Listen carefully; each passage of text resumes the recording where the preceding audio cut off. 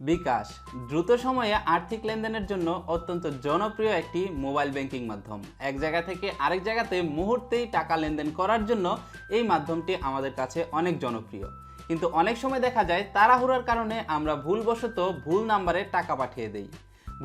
ভুল নাম্বারে টাকা পাঠিয়ে দিলে যাকে টাকাটি পাঠায় তিনি দিবে বলেও টাকা দেয় না। ভুলবশত কারো ফোনে যদি কোনো টাকা চলে আসে তাহলে সেই টাকাটি ফেরত দেওয়ার মন মানসিকতা খুবই কম লোকের আছে। বন্ধুরা, আজকের এই ভিডিওটিতে আমি আপনাদেরকে দেখাবো বিকাশ অথবা যে কোনো মোবাইল ব্যাংকিংয়ে যদি আপনি ভুলবশত কোনো নাম্বারে টাকা পাঠিয়ে দেন তাহলে সেই টাকাটি কিভাবে আপনি ফেরত নিতে পারবেন। কিভাবে আপনারা এই কাজটি করবেন বিস্তারিত আজকের এই ভিডিওটিতে থাকছে। অবশ্যই ভিডিওটি শেষ পর্যন্ত দেখবেন এবং অবশ্যই ভিডিওর নিচে থাকা লাইক বাটনে ক্লিক করে একটি লাইক দিয়ে দিবেন। তো বন্ধুরা, চলুন শুরু করা যাক।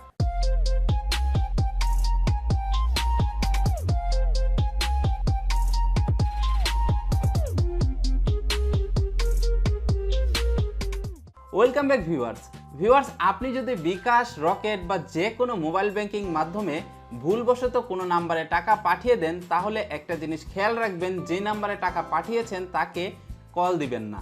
তাকে কল না দিয়ে আপনি যে কাজটি করবেন, আপনি চলে যাবেন নিকটস্থ থানায়।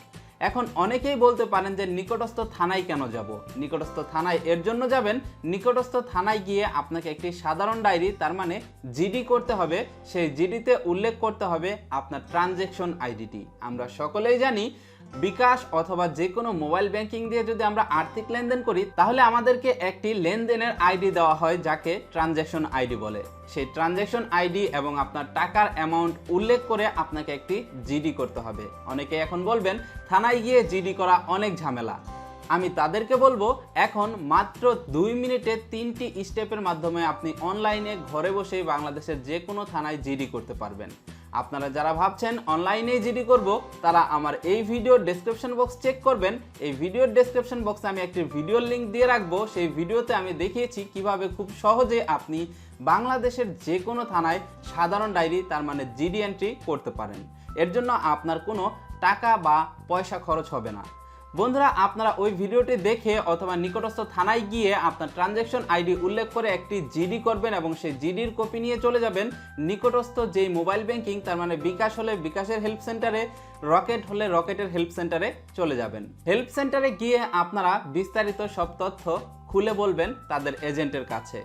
বিস্তারিত তথ্য বলার পরে তিনি যে নাম্বারে টাকা চলে গেছে সেই প্রাপককে কল করবে এবং প্রাপককে জানানো হবে যে তার নাম্বারে কোনো টাকা গিয়েছে কিনা।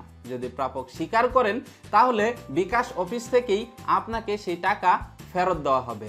যদি প্রাপক তার মোবাইল ব্যাংকিং অ্যাকাউন্ট থেকে সেই টাকাটি ক্যাশ আউট না করে থাকে তাহলে আপনারা সাথে সাথে সেই টাকাটি ফেরত পাবেন।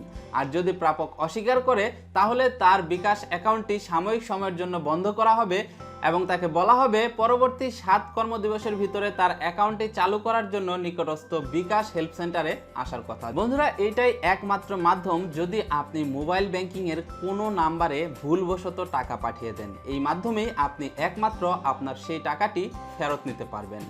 আপনারা যারা এই ভিডিওটি দেখেছেন, যদি ভিডিওটি দেখে আপনাদের ভালো লেগে থাকে এবং এই ভিডিওটি যদি আপনার উপকারে এসে থাকে অবশ্যই ভিডিওর নিচে থাকা লাইক বাটনে ক্লিক করে একটি লাইক দিয়ে দিবেন এবং এই ভিডিওটি বেশি বেশি শেয়ার করবেন। তার কারণ এই ভিডিওটি দেখে আপনার মতো অন্য আরেকজন যেন উপকৃত হতে পারে।